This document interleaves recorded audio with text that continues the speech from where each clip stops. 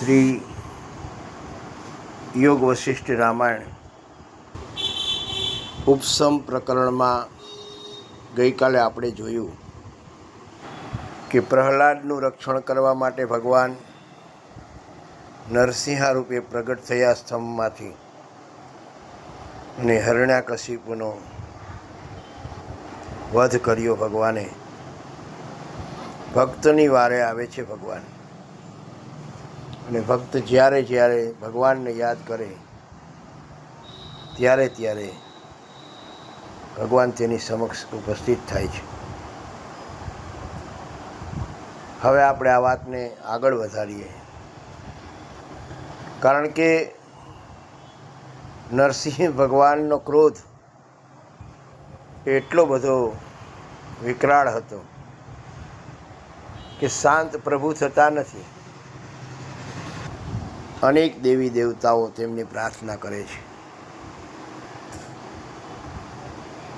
કે ભગવાનને શાંત કેમ કરવા, પરંતુ ભગવાનનો ક્રોધ શાંત થતો નથી. ભગવાન શંકર પણ એક લીલા કરે છે. અંતે માતા લક્ષ્મીજી પાસે બધા દેવતાઓ જાય છે અને કહે છે કે ભગવાન વિષ્ણુના ક્રોધને શાંત કરવા માટે આપ કોઈ ઉપાય બતાવો. ત્યારે કહે છે કે એનો ક્રોધ તો એકમાત્ર પ્રહલાદ જ શાંત કરી શકે. અને ગઈકાલે આપણે જોયું કે પ્રહલાદે એક અદ્ભુત સ્તુતિ કરી અને ભગવાનને શાંત કર્યા, અને પછી ભગવાનની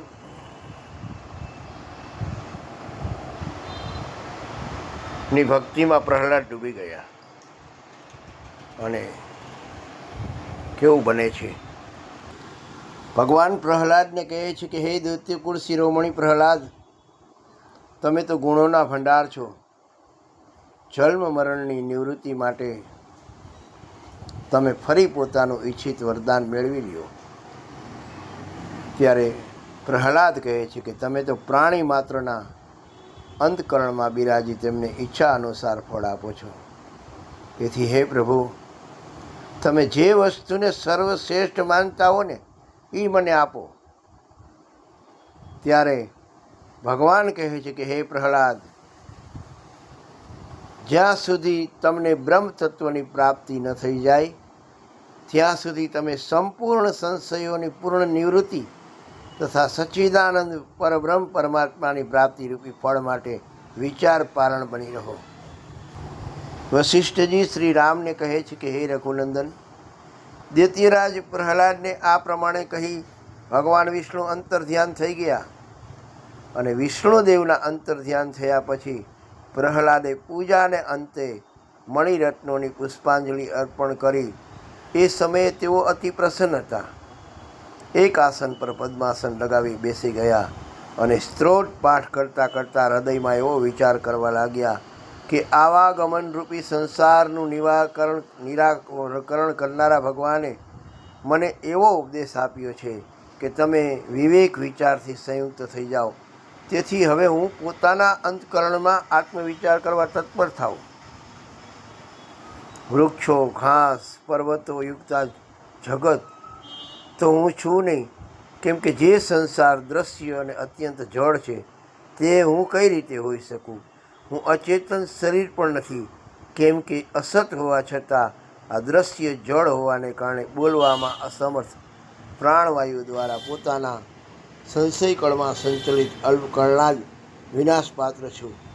હું તો એકમાત્ર શુદ્ધ ચૈતન્ય છું. માટે હવે મારે તો એકમાત્ર નામ જાપ મહત્વનું છે.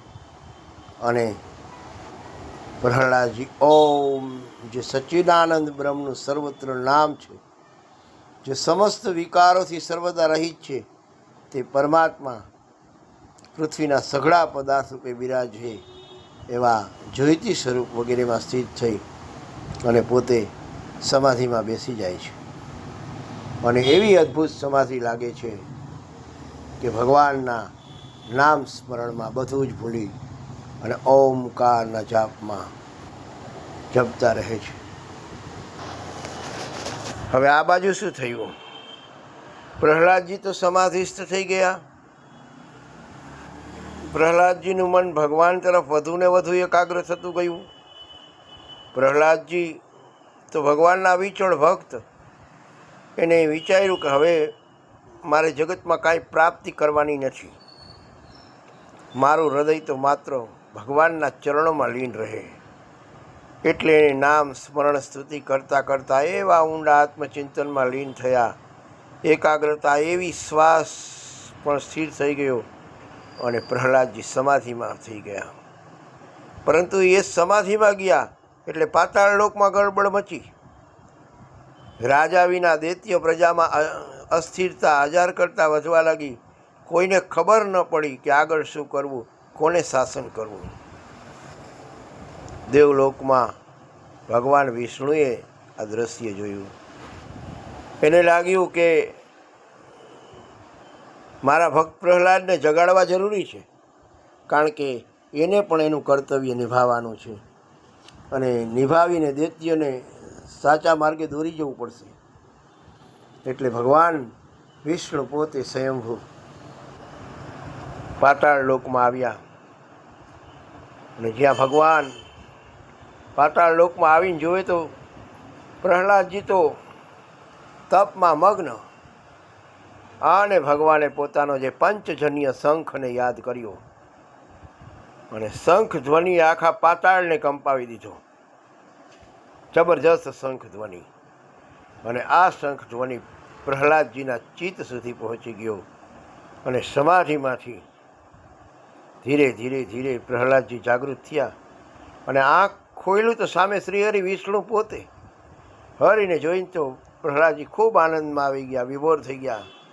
તેને કૃતજ્ઞતાપૂર્વક ભગવાનના ચરણે માથું નમાવ્યું. ત્યારે ભગવાને કીધું કે હે પ્રહલાદ, જાગો, ઉઠો. અને પ્રહલાદને ભગવાને કર્તવ્યપણું સમજાવ્યું. અને ભગવાને કીધું કે હે પ્રહલાદ, માત્ર ભક્તિમાં લીન થવું પૂરતું નથી. ભગવાનની ભક્તિ સાથે તું પ્રજાનું પોષણ કર અને કર્તવ્ય નિભાવ. કારણ કે ભક્તિનું આદર્શ જીવનમાં ઉતાર. દૈત્યોને સાચા માર્ગ પર દોરી રાજ કર્તવ્ય નિભાવે એ જ સાચી ભક્તિ છે. પ્રહલાદજીએ ભગવાનની વાણી સ્વીકારી, ફરીથી ભગવાનની સ્તુતિ કરી અને ચરણોમાં સ્પર્શ કર્યું. અને ભગવાને પોતે પાતાળ લોકના દૈત્ય રાજ તરીકે પ્રહલાદજીને અભિષેક કર્યો. પ્રહલાદે ને ભગવાને કીધું કે હે પ્રહલાદ, તું દૈત્યોનો રાજા છે, પણ તારો હૃદય મારી ભક્તિમાં સ્થિર છે. આ બેનો સમન્વય એ જ જીવનનું સત્ય છે. પ્રહલાદજીને રાજકાર્ય અને ભક્તિ અને કર્તવ્ય આ બધેનો ઉપદેશ આપી ભગવાન પાછા ક્ષીરસાગર પરત ફર્યા. આ આખ્યાન આપણને શીખવે છે કે માત્ર સમાધિમાં જવું પૂરતું નથી, માત્ર ભક્તિમાં ડૂબી જવું પૂરતું નથી. ભક્તિનો સાર તો કર્તવ્યપૂર્વક જીવન જીવવામાં છે. ભક્તિ અને કર્તવ્યનું મિલન એટલે જ સાચો પુરુષાર્થ. પ્રહલાદજીનું જીવન બતાવે છે કે ભક્તિથી શક્તિ મળે, શક્તિથી કર્તવ્ય નિભાવે છે અને કર્તવ્યથી પ્રજાનું કલ્યાણ થાય છે. એટલે તો કહેવાયું કે પ્રહલાદ ભક્તિમાં લીન થયા, મન હરિના ચરણે છે. સમાધિમાં ડૂબ્યા, શ્વાસ ટક્યા શાંતિના શરણે. પાતાળમાં મટી અજર કરતા રાજા વિના ગુંજાર. દૈત્ય પ્રજા થઈ નિરાધાર, નથી દિશાનો આધાર. શ્રી હરિએ જોયું દ્રશ્ય, વૈકુંઠથી ઉતર્યા દયાળ. શંખનાદે જગાડ્યા ભક્તને, કંપાવ્યો પાતાળ. પ્રહલાદ ખોલે નયન, હરિદર્શન પામ્યા. આનંદથી ભર્યા હૃદય, ચરણોમાં નમ્યા. વિષ્ણુ બોલ્યા પ્રેમથી, હે પ્રહલાદ વિભાવક, ભક્તિ સાથે કર્તવ્ય નિભાવ. તું રાજધર્મ ધારણ. સમાધિ પૂરતી નથી, પ્રજાનું પાલન કર. સત્ય ભક્તિ કર્તવ્ય જોડ, તું જીવનું પાલન કર. પ્રહલાદે હાથ જોડી સ્વીકાર્યો ઉપદેશ. ભગવાને કર્યો અભિષેક, દૈત્ય લોકને દેશ. વિષ્ણુ પરત ફર્યા ક્ષીરસાગર, હરિનો મહિમા અપરંપાર. ભક્તિ કર્તવ્યનો સંગમ એ જ છે જીવન સાર. એમ આ કથા દ્વારા આ પ્રસંગ દ્વારા આપણને જાણવા મળ્યું કે ભક્તિથી મન નિર્મળ થાય અને કર્તવ્યથી જગત સંભળાય. પ્રહલાદનું આ જીવન કહે પુરુષાર્થથી મુક્તિ પમાય.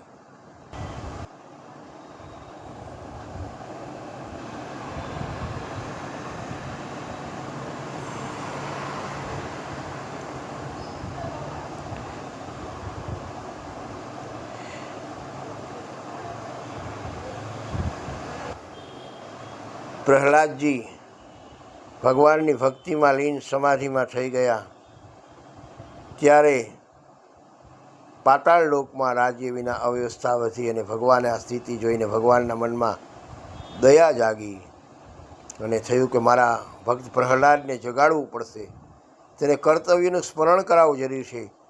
એમ જગાડી તેઓ વિચારી તેઓ પાતાળ લોક આવે છે અને ભગવાન શ્રીહરિએ પંચજન્ય શંખનો નાદ કર્યો અને આખા પાતાળમાં ગુંજ્યો. પ્રહલાદના ચિત્ત સુધી પહોંચ્યો, સમાધિ ભંગ થયો. આંખ ખોલ્યા, ભગવાન વિષ્ણુને જોયા, આનંદ વિભોર થઈ પ્રહલાદને ઉપદેશ આપ્યો. ત્યારે ભગવાને એક બોધ આપ્યો કે હે પ્રહલાદ, ભક્તિમાં લીન થવું સારું છે, પરંતુ ભક્તિ સાથે કર્તવ્ય નિભાવવું એ જીવનનો પરમ ધર્મ છે. તું દૈત્યનો રાજા છે, પ્રજાનું પાલન કર, કર્તવ્યપૂર્વક શાસન કર, એ જ સાચી ભક્તિ છે. એમ આ કથા દ્વારા એવો બોધ મળે છે કે જીવનમાં સંસારનું જે આપણું કર્તવ્યપણું છે તે બજાવતું જવું, ફરજો બધી નિભાવતી જવી અને ભક્તિ કરતી જવી. માત્ર ને માત્ર ભક્તિમાં લીન થઈ સંસારથી વિમુખ થવું એ મહત્ત્વનું નથી, પરંતુ સંસારમાં સરસો રહે ને મન મારી પાસ, સંસારમાં લોપાય નહીં એને જાણું મારો દાસ. પાતાળે પ્રગટ્યા હરિપ્રકાશ, પ્રહલાદે પામ્યો રાજ્યાભિષેક ખાસ. ભક્તિ કર્તવ્ય જીવન થાય ઉજિયાર, સર્વ હૃદય ગુંજે હરિનામ. આ વાત આપણને યાદ અપાવે છે ભક્તિથી મન શુદ્ધ થાય છે, કર્તવ્યથી જગત સુખી બને છે અને ભક્તિ કર્તવ્યનો સંગમ જ પુરુષાર્થનો સાચો પાયો છે. તો આવી સુંદર જ્ઞાન કથાઓ યોગ વશિષ્ઠમાં વશિષ્ઠજી દ્વારા ભગવાન રામચંદ્રજીને કહેવામાં આવી છે. ભગવાન રામચંદ્રજી અને ગુરુ વશિષ્ઠનો સંવાદ એટલે યોગ વશિષ્ઠ રામાયણ આપણે ક્રમશઃ થોડી થોડી રોજે રોજ આ કથાની સત્સંગ માળાઓ કરતા જઈએ છીએ. પૂર્ણ કથા નથી વાંચતા, પરંતુ તેમાંથી સારરૂપ સત્સંગને આપણે તમારી સમક્ષ રજૂ કરીએ છીએ. આશા રાખું કે તમને ખૂબ ગમતું હશે, કારણ કે આ એક જીવનબોધની કથાઓ છે. આ કથામાં આપણને આજે એવું સમજવા મળ્યું કે ભક્તિની સાથોસાથ કર્તવ્ય પણ ખૂબ જરૂરી છે.